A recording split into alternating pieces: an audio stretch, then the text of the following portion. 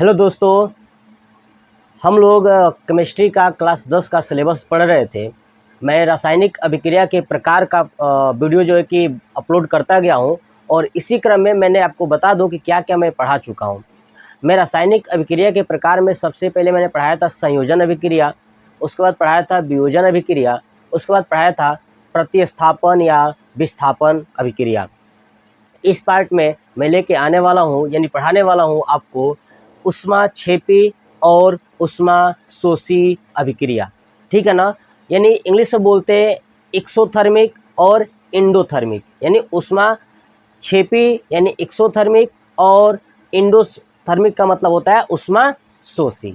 यानी हम लोग जानने वाले हैं कि ऊष्माक्षेपी अभिक्रिया क्या होती है। देखिए, ऐसी रासायनिक अभिक्रिया, देखिए नाम लिखा है ऊष्माक्षेपी और एक नाम लिखा है ऊष्माशोषी।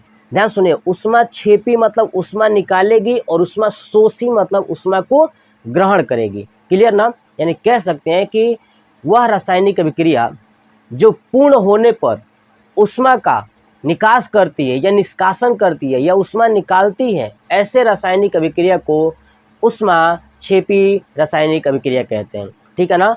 वे रासायनिक अभिक्रिया जिसके पूर्ण होने पर ऊष्मा का निष्कासन होता है यानी निकलना होता है या ऊष्मा निकलती है, ऐसे अभिक्रिया को हम ऊष्माक्षेपी अभिक्रिया कहते हैं। चलिए देखते हैं, बोर्ड पे भी मैंने नोट कर दिया है। देखिए, वे रासायनिक अभिक्रिया जिसके पूर्ण होने से ऊष्मा निकलती है ऊष्माक्षेपी अभिक्रिया कहलाती हैं। ध्यान रखिएगा, जब वो कंप्लीट होगा ना तो उसके साथ साथ उसमें ऊष्मा भी निकलेगा, तो इस प्रकार की कौन सी अभिक्रिया हो जाएगी? ऊष्माक्षेपी अभिक्रिया। जैसे मैं आपको एग्जांपल के तौर पे बताऊं कि जब हम चूने को पानी में डालते हैं तो देखते होंगे कि उसमें हीट निकलता है यानी ऊष्माक्षेपी। जब चूने को पानी में भिगोया जाता है, ठीक है ना, तो क्या निकलता है? हीट निकलता है। तो वही हीट क्या है? ऊष्माक्षेपी अभिक्रिया। ठीक है ना। जैसे मैंने एक पॉइंट्स भी नोट कर दिया है कि देखिए, अगर ऊष्मा की मात्रा उत्पादक की ओर प्लस लगाकर लिखते हैं, यानी ध्यान से एक बात नोट कर लीजिएगा कि जब आपको कोई रासायनिक अभिक्रिया दे और रासायनिक अभिक्रिया में उत्पाद के तरफ प्लस लगा के ऊष्मा लिख दे, इसका मतलब समझ जाइएगा कि ऊष्माक्षेपी है, यानी उत्पाद से ऊष्मा निकल रहा है। तो क्या होगा? ऊष्माक्षेपी। यानी देखिए, ऊष्मा की मात्रा उत्पादक की ओर प्लस लगाकर लिखते हैं, यानी जब लिखा जाएगा तो आप समझ जाइएगा क्या है? ऊष्माक्षेपी है, यानी उत्पाद के तरफ से ऊष्मा निकल रहा है, इसलिए उत्पाद की तरफ क्या लगा है? प्लस लगा है। देखिए, जैसे कार्बन को जब ऑक्सीजन के साथ मिलाया जाता है तो बनता है कार्बन डाइऑक्साइड,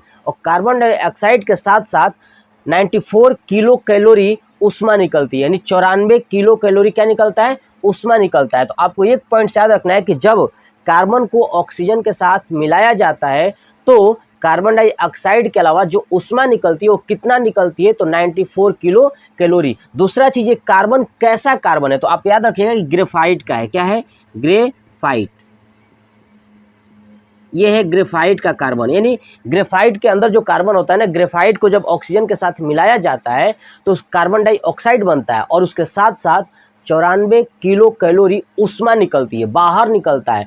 और ऊष्मा को हम कहाँ दर्शाते हैं? तो प्लस पॉइंट उत्पाद के तरफ लगा करके। क्लियर ना। चलिए, अब हम लोग पढ़ने वाले हैं ऊष्माशोषी अभिक्रिया। तो ऊष्माशोषी अभिक्रिया क्या होता है कि वह रासायनिक अभिक्रिया जो पूर्ण होने के लिए ऊष्मा को ग्रहण करती है, यानी सोखती है और शोषण करती है, उसे बोलते हैं ऊष्माशोषी अभिक्रिया। ये क्या होता है कि उत्पाद के तरफ, ध्यान रखिएगा कि ऊष्माक्षेपी में उत्पाद की तरफ प्लस लगाते थे, ऊष्माशोषी में उत्पाद के तरफ माइनस लगाएंगे और अभिकारक के तरफ क्या कर सकते हैं? उसको प्लस कर सकते हैं। जैसे एग्जाम्पल देखिए, ठीक है, मैंने लिखा है कि वे रासायनिक अभिक्रिया जिसके पूर्ण होने में ऊष्मा का अवशोषण होता है ऊष्माशोषी अभिक्रिया कहलाती है। इंग्लिश में बात करेंगे तो इंडोथर्मिक कहलाती है। क्लियर। चलिए देखिए, अब देखिए यहाँ पे नोट मैंने लिखा हुआ है कि उत्पादक की ओर माइनस लगाकर, यानी उत्पादक की ओर माइनस क्यों लगाते हैं? ध्यान से सुनिएगा, ये ऊष्माशोषी है यानी ऊष्मा को ग्रहण कर रहा है, और जब ऊष्मा को ग्रहण करेगा तो अभिकारक जो होगा, अभिकारक, ध्यान सुनिए, अभिकारक कंप्लीट होने में उत्पाद के जाते समय, उत्पाद के बनते समय ऊष्मा क्या हो जाएगी? कम हो जाएगी। तो ऊष्मा उसको ग्रहण कर लेगा यानी सोख लेगा।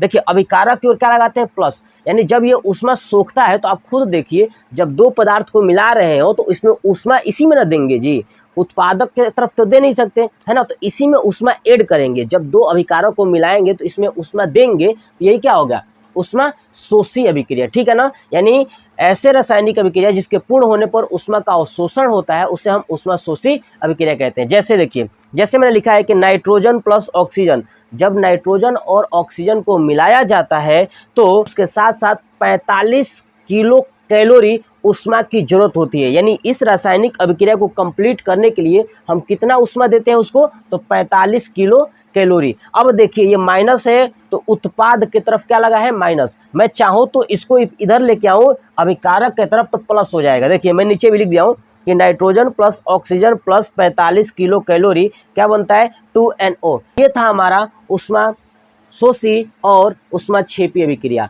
अब आपको ये वीडियो कैसा लगा कमेंट बॉक्स में कमेंट करके जरूर बताइएगा। जय हिंद, जय भारत, वंदे मातरम।